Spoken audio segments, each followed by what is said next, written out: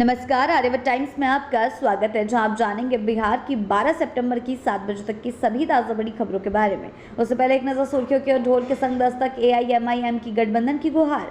नागा बाबा की जल भविष्यवाणी, क्या 2025 में डूबेगा देश। पीएम मोदी की सभा से पहले पूर्णिया में ट्रैफिक अलर्ट। पटना में आरजेडी नेता की हत्या, सियासत की साजिश।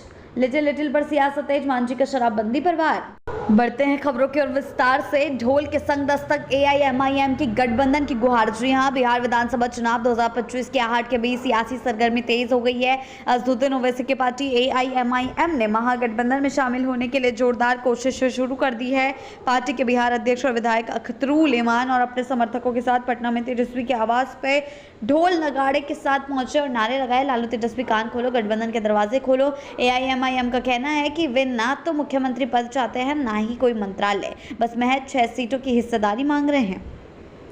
बढ़ते हैं अगली खबर की ओर। नागा बाग की जल भविष्यवाणी, क्या 2025 में डूबेगा देश। जी हां, बाढ़ से जूझ रहे उत्तर प्रदेश और अन्य राज्यों के बीच सोशल मीडिया पर एक रहस्यमय वीडियो ने हलचल मचा दी है। वायरल वीडियो में प्रयागराज महाकुंभ के दौरान एक नागा साधु बालक गिरी बाबा भविष्यवाणी करते नजर आ रहे हैं। 2025 पूरे हिंदुस्तान के लिए भारी है, चारों तरफ पानी ही पानी दिखेगा। बाबा का दावा है कि उनकी ये भविष्यवाणी जरूर सच होगी और लोग उन्हें याद करेंगे। बढ़ते हैं अगली खबर की ओर। पीएम मोदी की सभा से पहले पूर्णिया में ट्रैफिक अलर्ट। जी हां, प्रधानमंत्री नरेंद्र मोदी की 15 सितंबर को पूर्णिया में प्रस्तावित जनसभा से शहर और आसपास के इलाकों में ट्रैफिक व्यवस्था पूरी तरह बदल दी गई है। एसएसबी ग्राउंड शीशाबाड़ी में होने वाली इस बड़ी रैली को देखते हुए 14 से 15 सितंबर को पूर्णिया होकर गुजरने वाले भारी वाहनों पर रोक लगा दी गई है। वहीं अररिया, कटिहार, किशनगंज, भागलपुर और सहरसा जाने वाले वाहन चालकों को वैकल्पिक रूट अपनाने होंगे।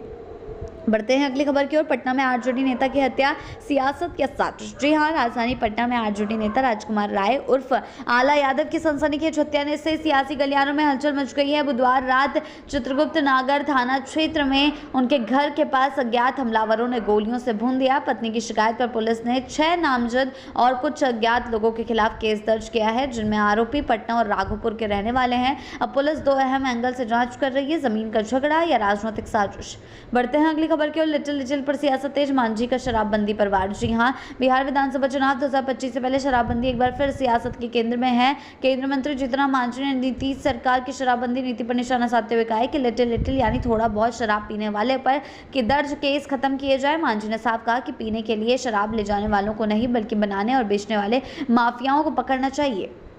बढ़ते हैं अगली खबर की ओर। वोट से पहले फॉर्म की जंग, बिहार में वादों की बारिश। यहाँ बिहार में विधानसभा चुनाव 2025 से पहले वोटरों को लुभाने की होड़ में नया रूप ले लिया है। वादों के साथ फॉर्म की जंग। प्रशांत किशोर की जन स्वराज पार्टी परिवार लाभ कार्ड के जरिए हर परिवार को 20,000 महीने तक के फायदे का सपना दिखा रही है और दावा कर रही है कि अब तक 50 लाख से ज्यादा फॉर्म जमा हो चुके हैं। वहीं आरजेडी की माई बहन मान योजना महिलाओं को 2,500 रुपए मासिक मदद का वादा कर रही है और धड़ाधड़ फॉर्म भरवा रही है। बढ़ते हैं अगली खबर की ओर। बीपीएससी पर हाईकोर्ट की सख्ती, अभ्यर्थी को मिली इंसाफ की राह। जी हां, बीपीएससी की 70वीं प्रारंभिक परीक्षा से 3 साल तक वंचित किए गए अभ्यर्थी तारकेश्वर पांडे को पटना हाईकोर्ट से बड़ी राहत मिली है।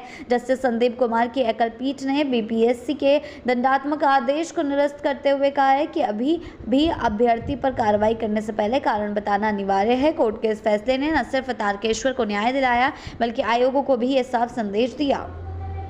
बढ़ते हैं अगली खबर की ओर। बदलता बिहार, अब विकास सुर्खियों में है, भ्रष्टाचार नहीं। जी हां, बिहार बीजेपी कार्यालय में केंद्रीय मंत्री पीयूष गोयल ने प्रेस वार्ता में कहा कि प्रधानमंत्री नरेंद्र मोदी और मुख्यमंत्री नीतीश कुमार की जोड़ी ने बिहार को नई दिशा दी है। कभी भ्रष्टाचार के लिए बदनाम रहा ये राज्य अब बुनियादी ढांचे और उद्योग और विकास योजनाओं की वजह से चर्चा में है। गोयल ने कहा, बिहार में अब सुर्खियां बदल गई हैं, घोटालों की जगह विकास की लहर चल रही है।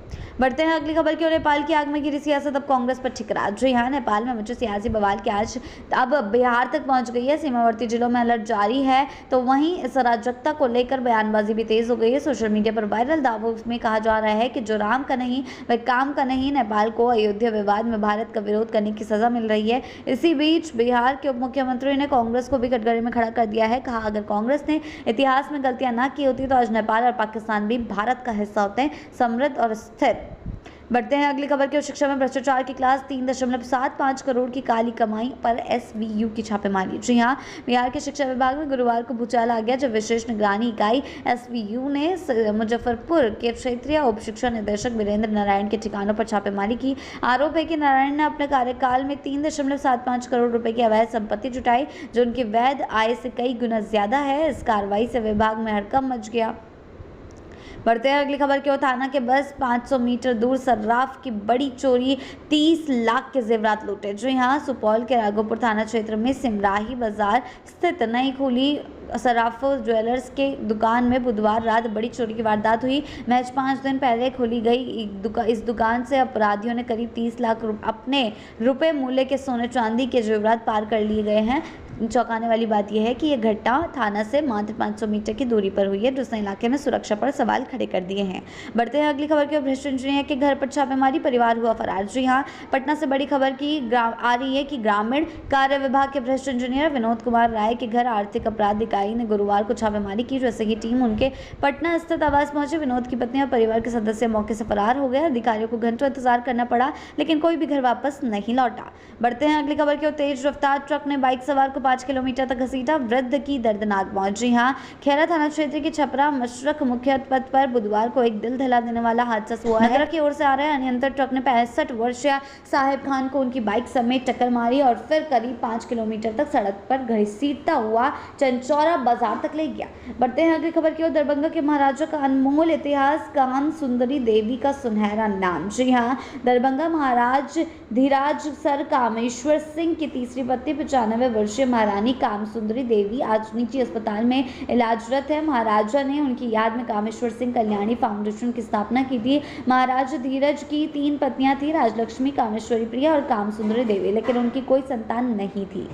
बढ़ते हैं अगली खबर की ओर। वैशाली में पंचायत नेता की मौत, चुनावी राजनीति में खौफ का साया। जी हां, वैशाली के मलिकपुर पंचायत के राजकुमार राय और आला राय को पटना के राजेंद्र नगर में उनके घर के पास गोली मारकर हत्या कर दी गई। राजकुमार लंबे समय से पंचायत चुनावों में सक्रिय थे और मुख्य पद के लिए 3 बार चुनाव लड़े। साथ ही 2020 में जिला परिषद के चुनाव में तीसरे स्थान पर रहे थे। उनकी हत्या से इलाके में राजनीतिक तनाव बढ़ गया है।